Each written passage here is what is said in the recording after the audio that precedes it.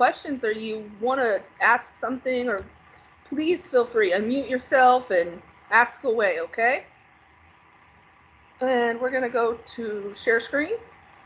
And if you can't see that, let me know.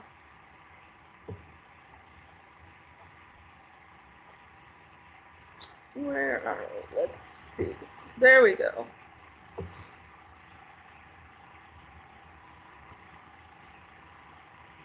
Okay, so we're going to get started, and today we're going to talk about disorders of the respiratory system in the lungs. We're going to talk about common ones, and we'll cover a couple ones that are not so common. We'll talk about what causes these, ways to prevent some of them, and the treatments that they use and so forth. All right? The first one we're going to talk about is one I would say is one of the absolute most common, is asthma. And I have made so many 911 calls as when I was a paramedic with asthma attacks and people suffering with asthma. And what asthma is, and this is what something you'd want to write down and know, it is a chronic condition. So it means, remember, chronic means something that stays with you, and it affects you over long periods of time. So, and it is, this is really key, this is important, it is considered autoimmune. That means that your own body is causing this reaction. So it is an autoimmune disease. Asthma is complicated yet simple. And I'm going to explain how those two can work together. There are more than 3 million cases worldwide each year. And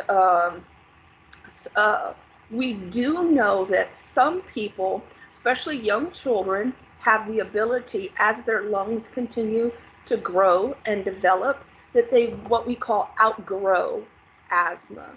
And that they usually live most of their teenage and adult life, asthma free. We know that they might even go on their whole life, but a lot of times if their lungs aren't taken care of, that's something that can come back as they get older and begin their lungs age. So let's discuss asthma and talk about it, because this is really important that you as a medical assistant understand it, because of so many patients you'll see who are asthmatic. Right, this is, we were talking yesterday about how the lungs are like a tree. And we know that they started with the bronchus, to the bronchi, to the bronchioles. And we know that the bronchioles lead to alveoli, right? And those are the tiny little sacs. Those sacs provide oxygen exchange, and they're vital for life. Okay, so if this is a normal bronchiole, and you see that doesn't appear to be any inflammation, redness, swelling, and there's no mucus, this is what we want. Somebody who is asthmatic or having an asthma attack, what ends up happening is these bronchioles begin to swell. As they swell, it starts causing constriction. There's only so much swelling that can take place. And what that does is the body's natural response when something is invading or causing complications is to flush it out. Well, how we do that in the lungs is mucus. But the bad problem is, we'll talk about this, that kicks in a cycle. And I'm gonna explain that a little bit better in detail. But let's look at this bronchiole here. We have redness, so that tells us, it's inflamed. It's showing signs that it's irritated. And then you can see here that the swelling and the constriction, and then also the mucus in the picture, okay? So those are really important parts to keep in mind with asthma. And so what triggers an asthma attack usually something we call allergens. That's why people say, oh, I have allergies. Well, some people it could be cat hair, cigarette smoke, pollen.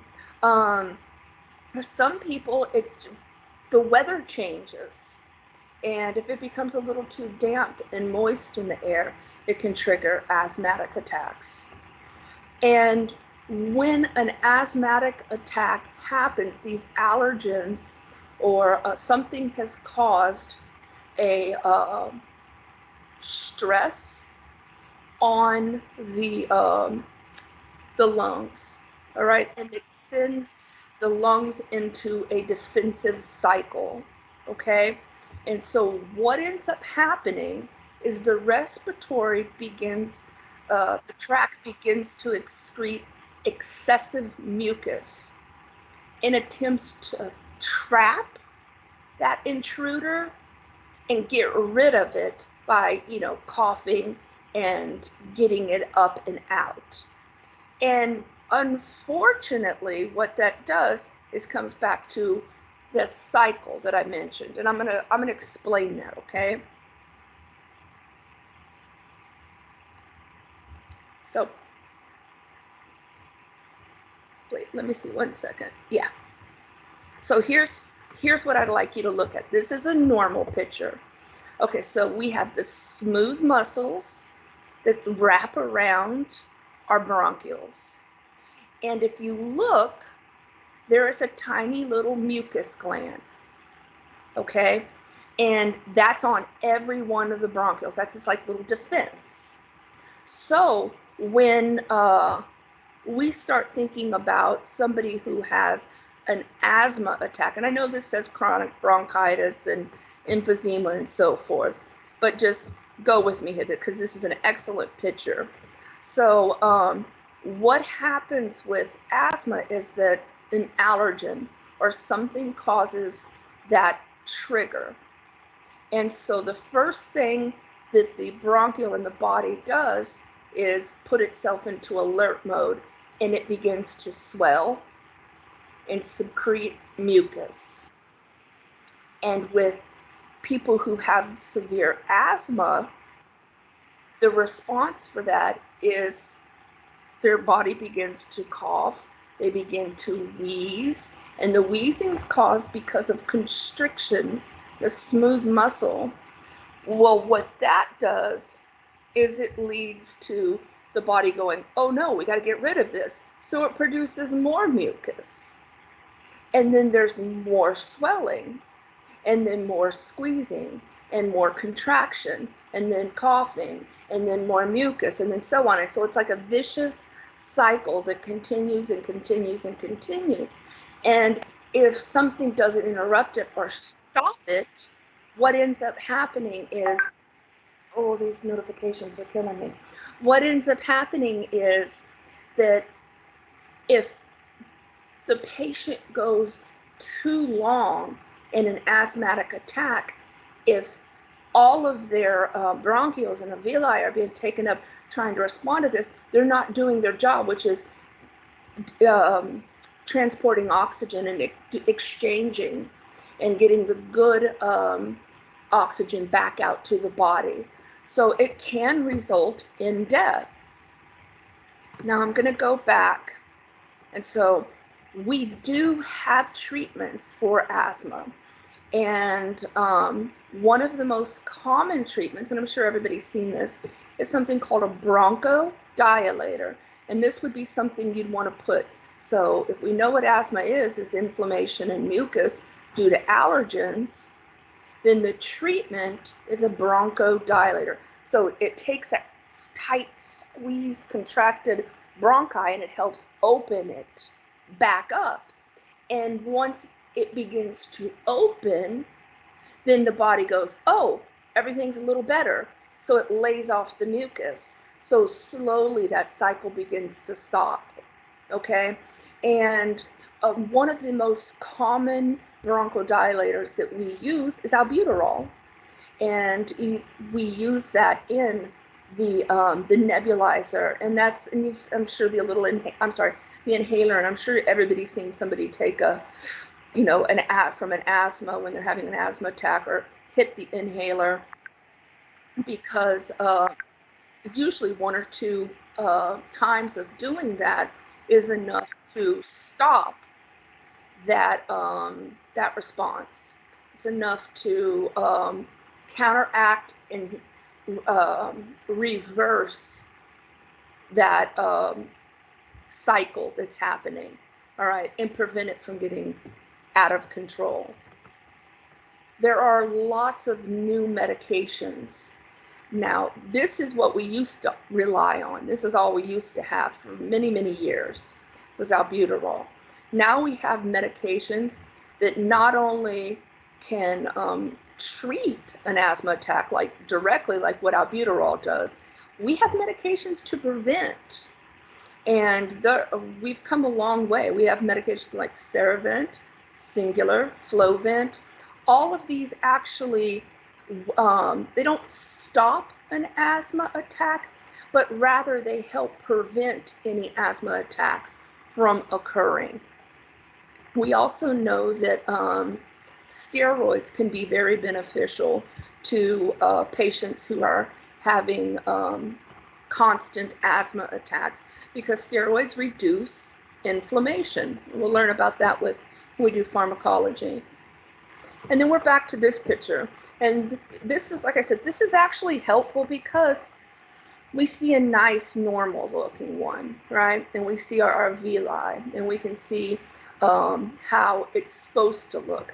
Now, the next few diseases we're going to speak of, one of them is chronic, so long-term bronchitis. Okay, we've all probably had a case of bronchitis, you know, once or twice during cold and flu season, and you know, you might have a little trouble breathing or something. But chronic bronchitis is usually something that we associate with people who have lung damage due to 90% of the time smoking cigarettes, but sometimes it's chemical related. All right, so we'll talk more about chronic bronchitis, but this gives you a picture.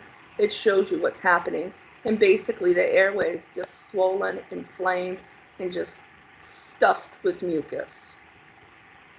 Emphysema, usually these two guys are kind of friends and they go hand in hand, and you're like, oh, well, isn't one bad enough? But we call this combo COPD, chronic obstructive pulmonary. And a lot of times when a patient has one, we see them with emphysema as well. So it's not only swelling or edema, but it's excess mucus as well. So it's a chronic thing. And what's bad about emphysema is we start noticing these alveoli begin to overextend their size. So what can eventually happen is the walls burst, and they're not functional anymore.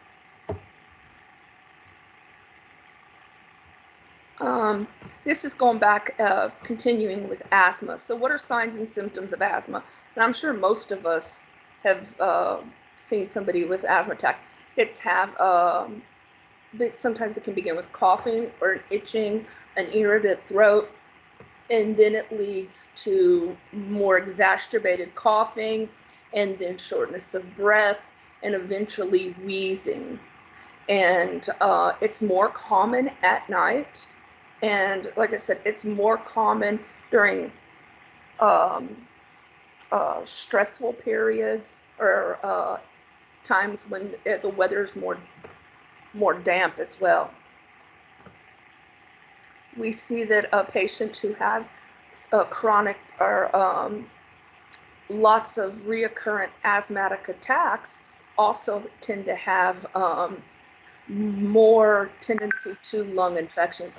Brian, there's coffee in the fridge and your shake on the first shelf, baby. So another treatment that we have for an asthmatic attack, not a preventative, but an attack, is along with the inhaler, a patient can be given something called a nebulizer. And how a nebulizer works is that they take a medication, usually like albuterol, and they mix it with oxygen, and then sometimes it's just a regular, what do you call it? Like it's just regular air, but it's making it into an aerosol form. And so what it's able to do is it's able to put it into a droplet form.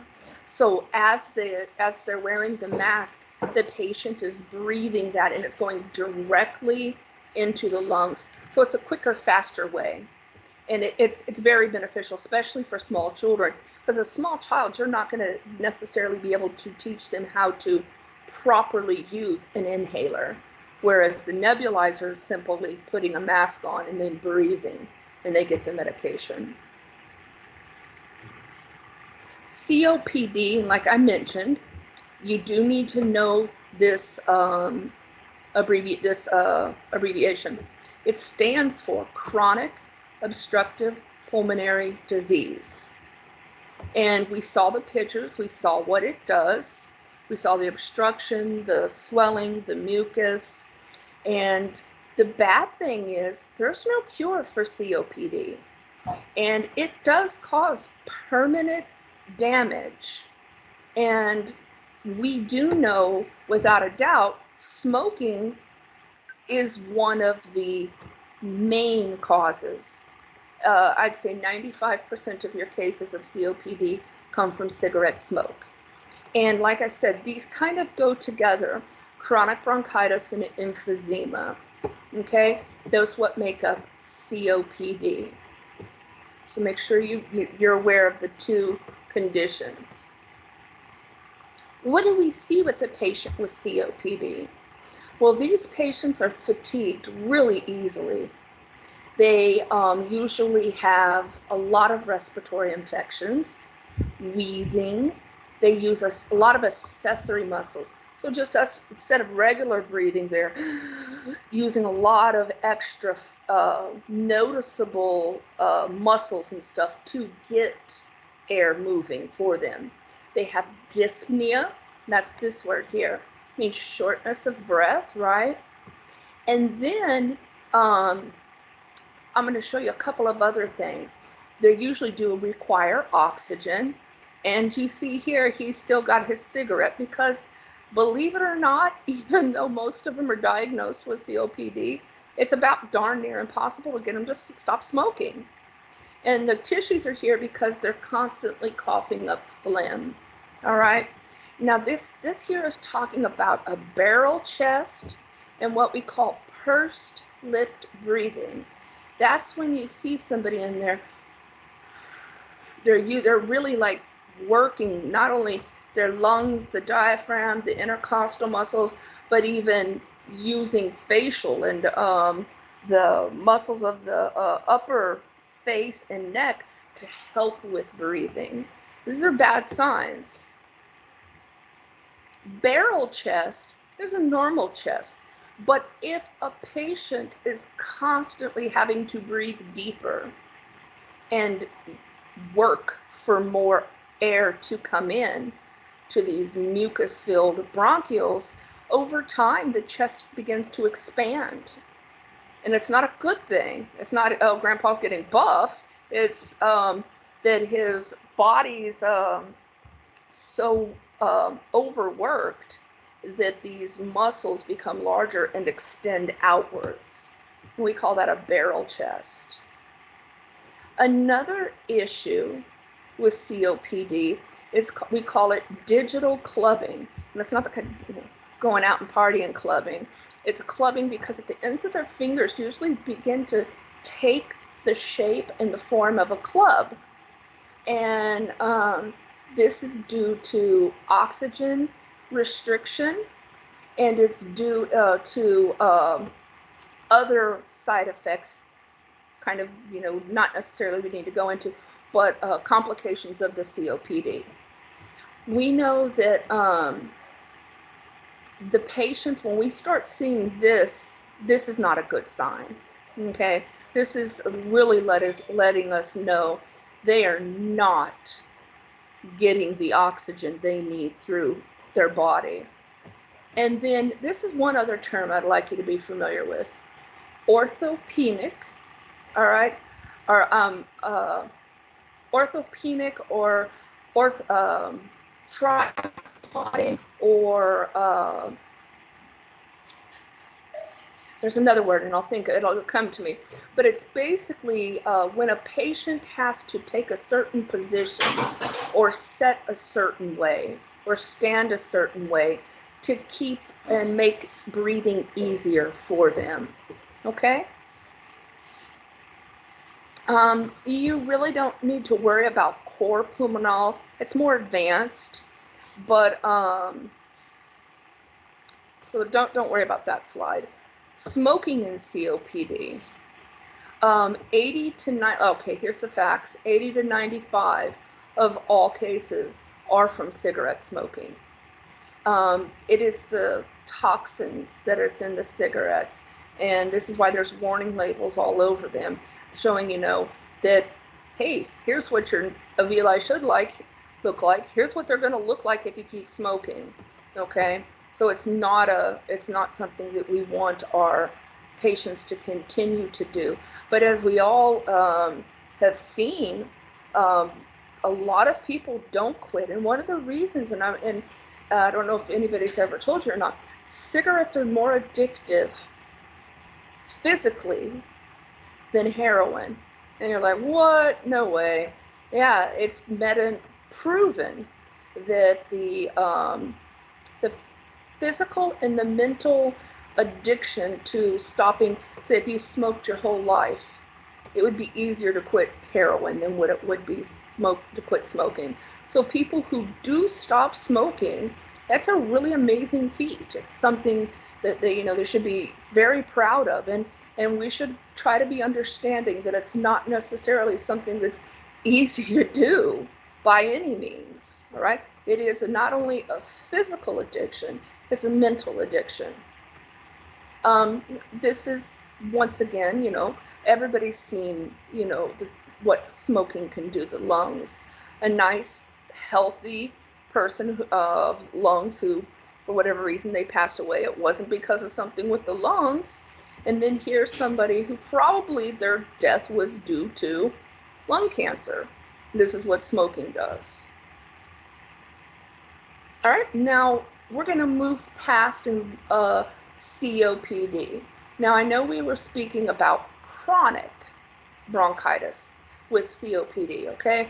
Now, chronic means what? Long term.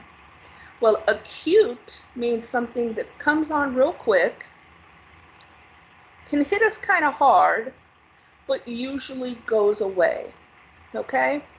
And that's what most of us, if we've gotten bronchitis, that's what we've been smacked with, is this case of acute bronchitis.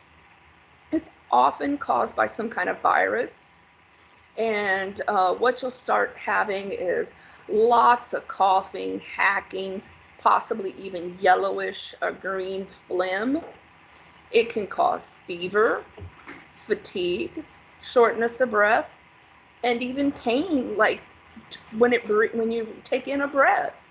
But the good news is it runs its course like most viruses. Within 7 to 14 days, you're doing better. A lot of times the doctors will give you some steroids to help strengthen your lungs along the way. And one of the things that I've seen that they do with bronchitis in a healthy person is, because we don't really have a way to know if it's viral or bacterial, they'll usually prescribe an antibiotic to give that umbrella, just in case it was something bacterial triggering, causing this causing this bronchitis. Okay, so that's every time I've ever had bronchitis, that's what they've done, and I've had it a few times, and they always give you like a steroid pack and a broad spectrum antibiotic just to be safe. And it's, like I said, it's always been something that's knocked it out within a few days, feeling a lot better. Okay, we're going to move on, and I mentioned this word, and cyanosis. means blue. All right, cyan, that's I think the French uh, uh, word for blue is like cyan or something like that. But what this means is that there's such poor circulation of and movement of oxygen that the tissue's going without proper um, blood flow. And the effect of that is that the skin starts to turn blue. We see this in infants, in children, we can see it in adults, and we see it a lot in elderly. Um, when with respiratory and heart problems and stuff like that. You can see this with seizures, okay? Cyanosis means that there's a temporary lack of proper oxygenation to distal or, fingertips, toes, and so forth. So what do we want to do? Do we want to keep a patient in this state? Absolutely not.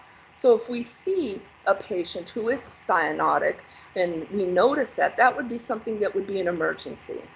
This would be something that we would immediately contact and let the doctor know, hey, Miss Jones is, showing some cyanosis and fingertips and around her mouth, and let the doctor be aware of that, because we'd probably put her on oxygen and have the doctor see her a lot sooner than having her wait in the room, right?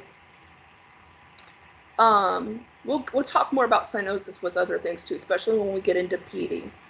All right, cystic fibrosis is the next thing we want to talk about, and its abbreviation is CF.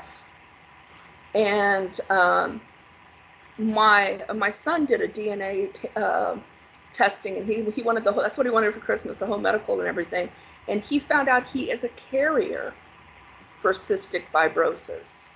So what that means is if he was to marry someone and have a child who was also a carrier, their child would have cystic fibrosis. And we wouldn't want that, because cystic fibrosis right here is genetic. You do need to know that, okay? So CF is genetic. And what it does is, remember how I talked about that mucus trigger that happens with asthma? Well, people who have cystic fibrosis, they're born with excessive mucus everywhere. The lungs, the stomach, any place that you have mucus, which is all over the place, you start having excessive amounts of it. The body doesn't know to turn off that mucus switch. And so what ends up happening is this sticky mucus that invades the lungs, the digestive tract. These children end up having lots of recurring infections.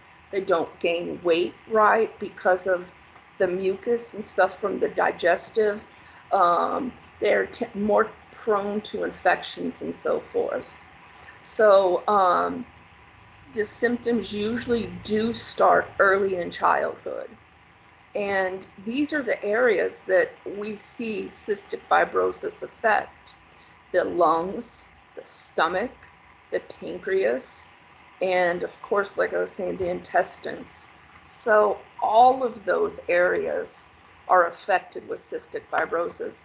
In the past, the typical age life expectancy for somebody with CF was late teens. So, and that entire time was many infections and many hospitalizations and so forth. Nowadays, we do have better advancements in technology. I've recently heard about some procedure where they go in down the bronchus with a tiny camera and vacuum, and they're able to vacuum out it's called something, I can't recall the name of it, but they're able to vacuum out the mucus and give that patient some relief for quite some time.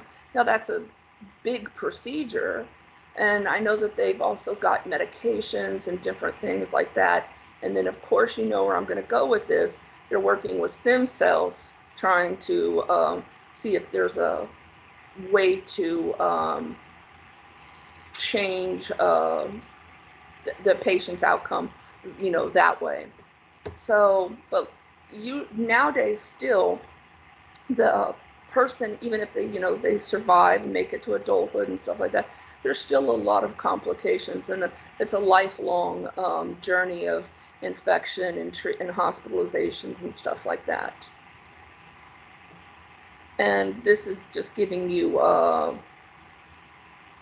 picture and showing you what their airway looks like compared to someone else. And this gives you more in depth of how it affects all parts of the body: sweat, lungs, sinuses. The skin. I've seen in severe cases, the patients are. It's one of the first things they look for in a newborn baby is if a baby comes out and is extremely just sweaty. That's one of the old-fashioned ways that they would go, oh, well, maybe we need to check for cystic fibrosis, and because that's a sign. And because of the mucus, most of these patients are real, like I said, thin and have digestive issues, and it can actually cause reproductive issues, and so it's multiple.